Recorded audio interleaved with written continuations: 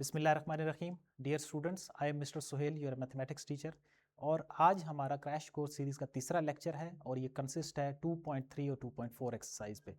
इसमें हम क्या करेंगे, जो हमारी प्रीवियस क्लास थी उसमें हमने क्वाड्रेटिक इक्वेशन और उनके जो सॉल्यूशंस थे उन पे बात की थी।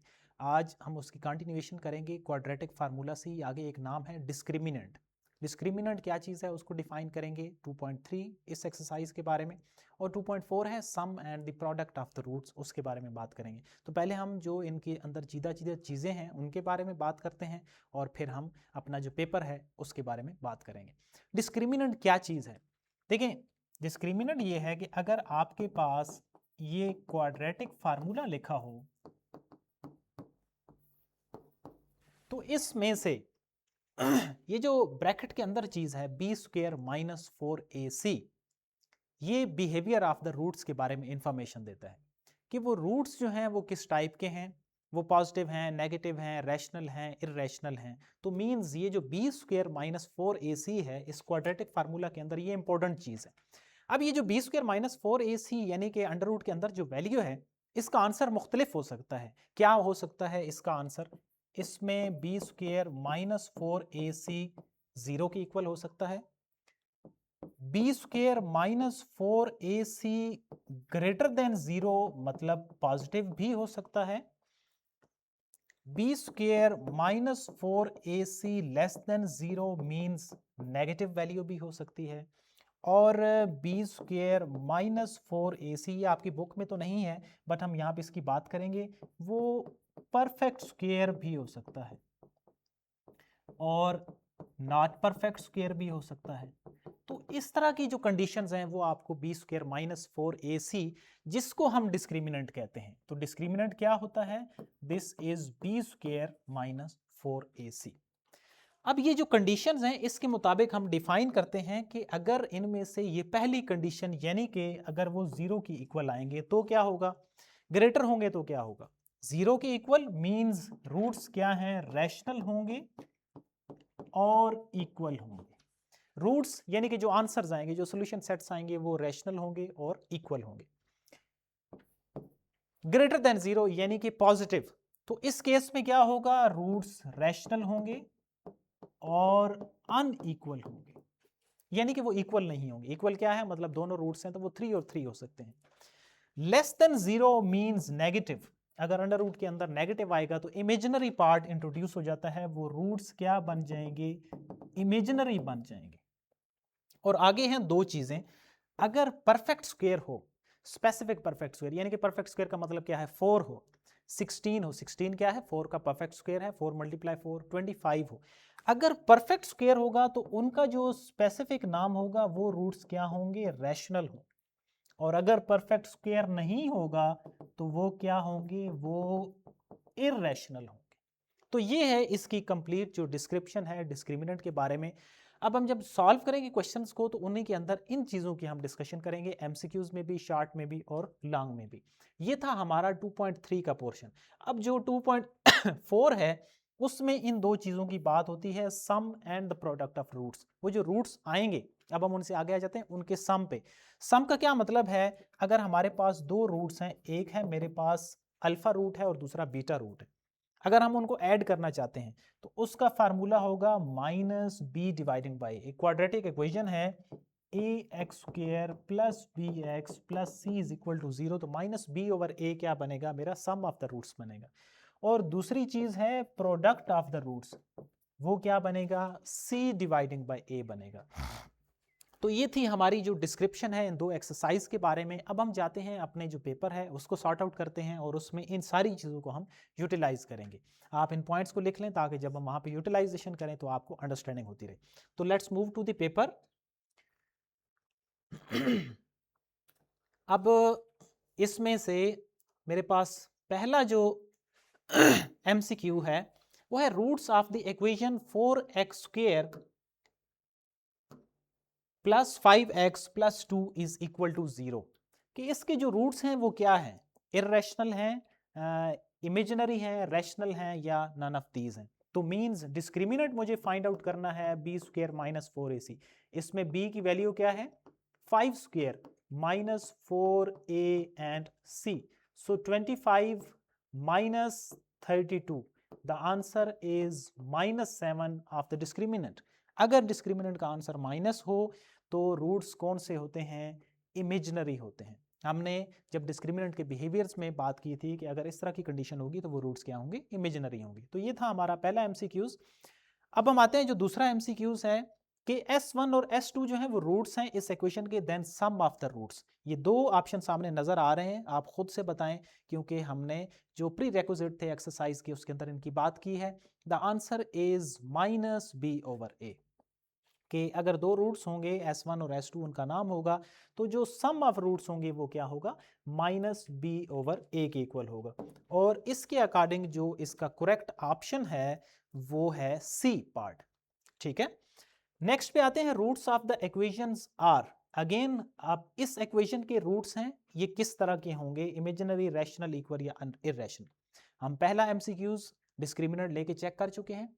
ये आपका असाइनमेंट के तौर पे क्वेश्चन है, आपने डिस्क्रिमिनेंट लेके उसका जो आंसर है वो कमेंट सेक्शन में आप बताएंगे कि इन चार में से कौन सा करेक्ट ऑप्शन है। Next one, sum and the product of the quadratic equations are 2 and 5। अब ये जो चीज़ है इसको हम शॉर्ट क्वेश्चन के अंदर भी इसका तज़करा आएगा कि अगर मेरे पास sum and the product of the quadratic equation are respectively, अगर सम ऑफ रूट्स गिवन हो, प्रोडक्ट ऑफ रूट्स गिवन हो, तो इक्वेशन क्या होगी? ये दो चीज़ें आपके पास गिवन है, सम ऑफ रूट्स जो हैं वो 2 हैं और जो p है प्रोडक्ट ऑफ रूट्स वो 5 हो, तो क्वाड्रेटिक इक्वेशन किस टाइप की होगी? तो वो जो जनरल इक्वेशन होती है ना वो इसके इक्वल होती है x square minus S x plus c. S का मतलब क्या होता है? सम, पी का मतलब क्या होता है? प्रोडक्ट। तो x square minus 2 of x plus 5 is equal to 0। तो वो जो क्वाड्रेटिक इक्वेशन होगी वो इस तरह की होगी और इसका जो करेक्ट ऑप्शन है वो है A, x square minus 2x plus 5 is equal to 0। तो ये था हमारा जो नेक्स्ट एमसीक्यू। अब ये 4 एमसीक्यूज थे, इसमें से एक मैंने आपको एज ए असाइनमेंट के तौर पे दिया है। अब हम आते हैं अपने शॉर्ट क्वेश्चंस पे और उनको देखते हैं कि उनमें क्या चीज़ें हैं और कैसे उसको डिफाइन करना है। Find m when the roots of the equations are equal. ये चीज़ बहुत इंपॉर्टेंट है कि roots of the equations are equal.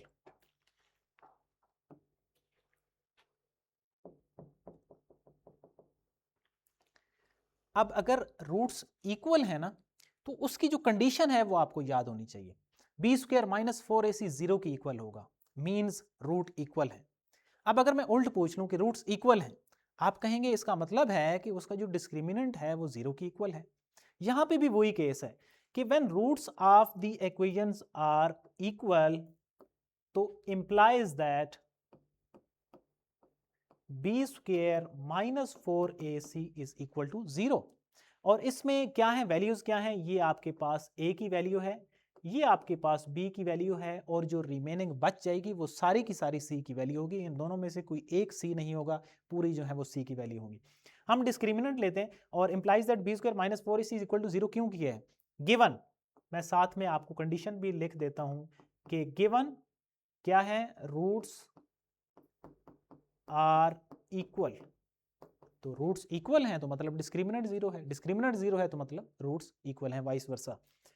b की वैल्यू क्या है? m plus 1 whole square. आपने निकालना क्या है? m की वैल्यू को फाइंड आउट करना है, -4m plus 3 into m plus 1 is equal to 0।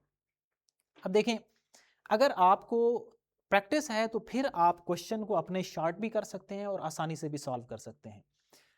अब एक तरीका क्या है कि आप स्क्वेयरिंग करेंगे, फिर इनको मल्टीपल्स करेंगे और फिर आप जो है वो एक क्वाड्रेटिक इक्वेशन या कोई भी इक्वेशन बनेगी उसमें से m निकालेंगे। दूसरा तरीका क्या है कि अगर आपको सेंस हो जाए कि इनमें से क्या चीज़ ऐसी मैं करूं कि ये इक्वेशन छोटी हो जाए।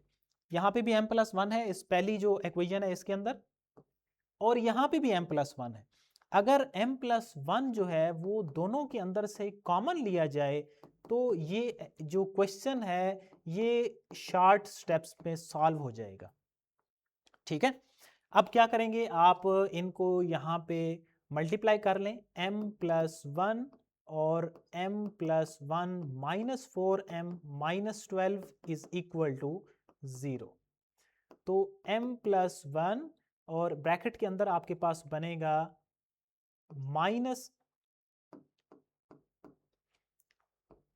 -3m और -11 इज इक्वल टू 0।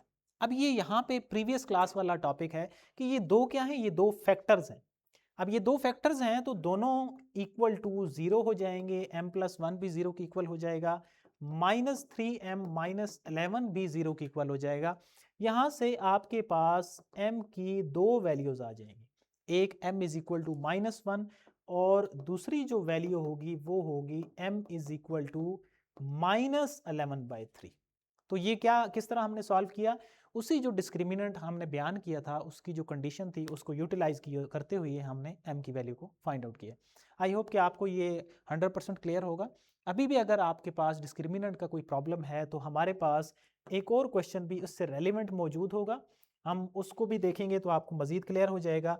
लेकिन उससे पहले क्या है, उससे पहले हमने जो सम ऑफ रूट्स हैं उनका जो क्वेश्चन है वो लिखा हुआ है, ताकि आपका क्रॉस जब क्वेश्चन फिर आए तो वो आपको अंडरस्टैंडिंग अच्छी से हो जाए। तो आपके पास क्या है कि S1 and S2 are the roots of 7x² + 10x + 7 is equal to 0। Form an equation, ये MCQs में भी हमने इसका तज़किरा किया। हमने एक इक्वेशन बनानी है जिसके रूट्स क्या होंगे, S1³ S2 S1 and S2³। ये क्वेश्चन लेंथी है तो हम इसको बोर्ड के ऊपर सॉल्व करते हैं कि S1 और S2 का सोल्यूशन क्या बनेगा। मैं इस क्वेश्चन को पहले राइट डाउन कर लूं। आपके पास जो क्वेश्चन है वो है 7x² + 10x + 7 is equal to 0 और जो आपके रूट्स गिवन हैं वो है S1³ S2 और जो दूसरा रूट है वो है S1 S2³। अब इसमें क्या करना है कि आपको जो भी इक्वेशन दी जाएगी ना, आप उस इक्वेशन के अकॉर्डिंग सबसे पहले अपना सम ऑफ रूट्स और प्रोडक्ट ऑफ रूट्स निकालेंगे। हमने क्या बनानी है, बेसिकली फॉर्म एन इक्वेशन, और वो जो जनरल इक्वेशन होती है वो हम MCQs में भी देख चुके हैं, वो इस चीज़ की इक्वल होती है S for sum P for products. मतलब मुझे ये S चाहिए और P की वैल्यू चाहिए। अब उसके लिए क्या करना है, मुझे पहले सम ऑफ रूट्स निकालना है। सम यानी कि रूट्स कौन कौन से हैं, S1 और S2 हैं, तो S1 + S2 क्या होगा, -b dividing by a means -10/7। और दूसरी चीज है product of roots c dividing by a। तो ये मेरे पास दो आंसर्स हैं या आप इनको दो वैल्यूज कह सकते हैं, इनको मैंने यूटिलाइज करना है s और p के अंदर। अब पहले हम निकालते हैं अपना s। s क्या चीज होगा, s इन्हीं रूट्स का सम होगा। यहां से आपने थोड़ा गौर से समझना है कि अगर आपके पास रूट्स का सम हो तो इन वैल्यूज को हम कैसे यूज कर सकते हैं। अब आपने क्या करना है, इस इक्वेशन को इनकी फॉर्म में ट्रांसफॉर्म करना है ताकि आप इन वैल्यूज को इसमें से यूज कर सकें। क्या चीज कॉमन आ रही है, एक तो S1 कॉमन है और एक S2 कॉमन है। ब्रैकेट के अंदर आपके पास रहेगा S1² एंड S2²। अब देखिए यहां पे तो आप वैल्यू इस्तेमाल कर सकते हैं S1 S2 की, बट इशू है यहाँ पे S1² है + S2² है। अब कुछ बच्चे यहाँ पे S1 + S2 होल स्क्वायर करके उसको वैल्यू लिख देते हैं, ये डायरेक्ट स्क्वायर नहीं होगा, हमने इसको स्क्वेयरिंग बनानी है। चलें S1 और S2 जो है उसकी जगह पे मैं वैल्यू लगा रहा हूँ, यानी कि वो प्रोडक्ट की वैल्यू है। ये देखें S1² S2², अगर इसमें ये टर्म आ जाए +2ab आ जाए तो मेरा फार्मूला कंप्लीट हो जाता है। बट आप कोई भी अपनी तरफ से कोई चीज़ इक्वेशन के अंदर सिर्फ ऐड नहीं कर सकते। अगर आप ऐड करेंगे तो उसी के साथ उतनी ही वैल्यू आपको सब्ट्रैक्ट भी करनी पड़ेगी, मींस -2s1 एंड s2 भी करना पड़ेगा। अब इससे क्या होगा कि ये जो पहले वाली तीन हैं ये मिलके मेरा स्क्वायर कंप्लीट करा देंगी, S1 + S2 का होल स्क्वायर और -2s1 S2। अब इससे मेरा जो सारा क्वेश्चन है वो उस फॉर्म में बन गया है कि जहां से मैं वैल्यूज को यूटिलाइज कर सकूं। S1 + S2 की वैल्यू आपके पास मौजूद है -10/7 और इसी तरह S1 और S2 की भी जो वैल्यू है वो भी आपके पास मौजूद है। ये 1 तो मल्टीप्लाई होगा, कोई फर्क नहीं पड़ेगा। ये आपके पास जो आंसर बनेगा वो इस शक्ल का होगा, माइनस है स्क्वायर करेंगे पॉजिटिव हो जाएगा, 100/49 -2 सो एलसीएम लेना पड़ेगा, 49 is LCM, 100 minus 98, the answer is 2/49। अब ये क्या चीज है, ये हमारे पास एस है यानी कि सम है। अब एक चीज निकल आई, अब हमने निकालनी है प्रोडक्ट, उन्हीं रूट्स को हमने प्रोडक्ट करना है। पहला रूट क्या था हमारे पास, s1 क्यूब s2, और दूसरा रूट क्या था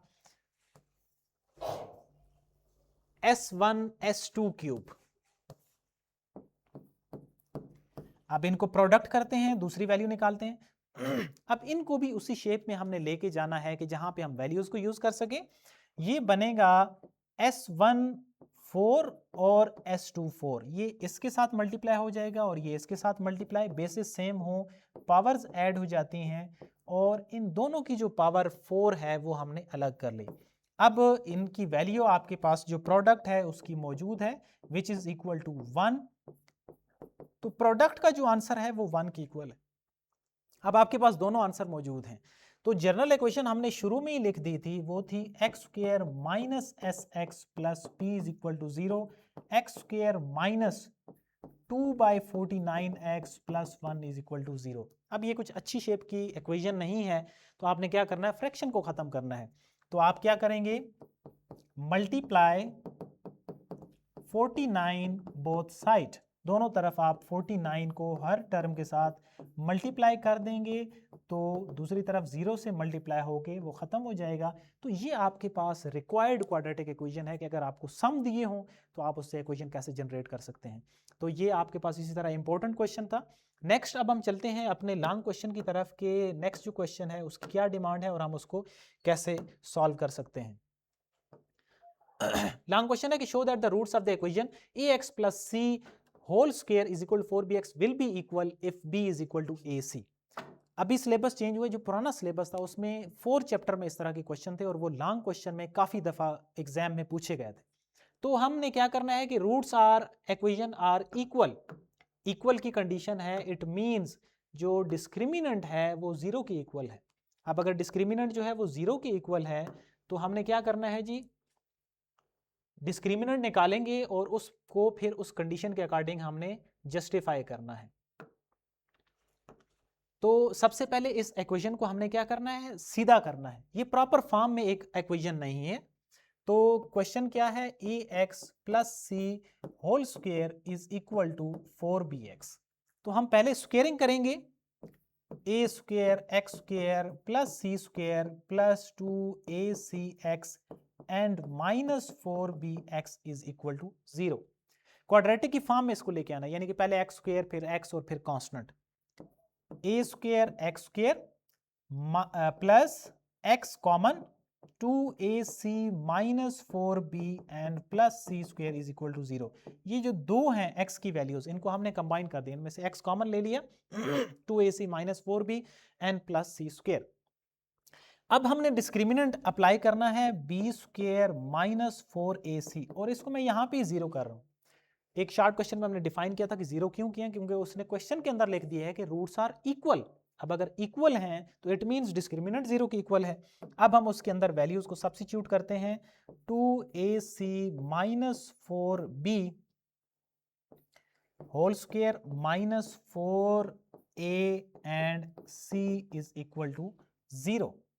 अब क्या करना है, पहले वाली जो टर्म है उस पर हमें फार्मूला ओपन करना पड़ेगा, 4a square c square minus 16b square और माइनस 2a एंड b और minus 4a square c square is equal to 0।